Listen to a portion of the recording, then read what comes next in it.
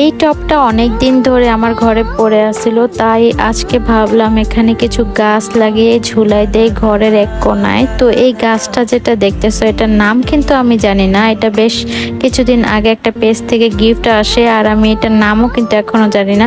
তো এটাকে আমি পানির মধ্যেও দিতে পারতাম, কিন্তু আমি এটাকে এই পটটার ভিতরে সেট করব, যেহেতু এই পটটা একটু খালি ছিল। তো আমি এগুলোকে ছাদ থেকে নিয়ে আসি, আর নিয়ে আসার পরে এটাকে আমি ঠিক একটু ঝোপালো টাইপের করে কেটে নিই। গাছ কিন্তু আমরা সচরাচর ছাদে কিংবা বাইরে লাগাই, কিন্তু আমার ঘরে লাগাতে বেশি ভালো লাগে। যেগুলো ইনডোর প্ল্যান্ট আমার কিন্তু অনেক ভালো লাগে, তার মধ্যে এটাও কিন্তু একটা ইনডোর প্ল্যান্টের মধ্যে পড়ে।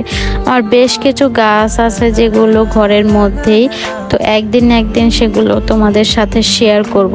তো এগুলোকে আমি এখন শিকড় সহ, যেখানে আর কি শিকড় আছে ওইটুকু আমি মাটির নিচে দিয়ে দেব। তো এটা 2-1 দিনের মধ্যে তাজা হয়ে যাবে। তারপরে এটা অনেক অনেক বেশি ডালপালা ছড়ায় আর দেখতে অনেক সুন্দর লাগে। এটা আমি আগে কখনো দেখিনি আর এটার নামও আমি জানি না। আর তোমরা যারা ঘরে বসে গিফট পেতে চাও, তোমরা কিন্তু আমার পেজে নিয়মিত অ্যাক্টিভ থাকবা, লাইক কমেন্ট করবা, অবশ্যই তোমরা গিফট পেয়ে যাবা আমার কাছ থেকে। ওয়াও, গাছটা লাগানোর পরে অনেক সুন্দর লাগতেছে, আমি তো অবাক হয়ে গেলাম। লাগানোর পরে আসলে অনেক বেশি ভালো লাগতেছে।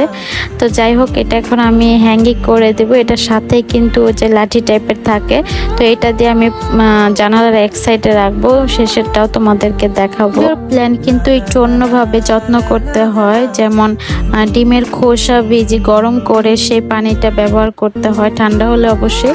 তো আজকের ভিডিওটা এই পর্যন্ত।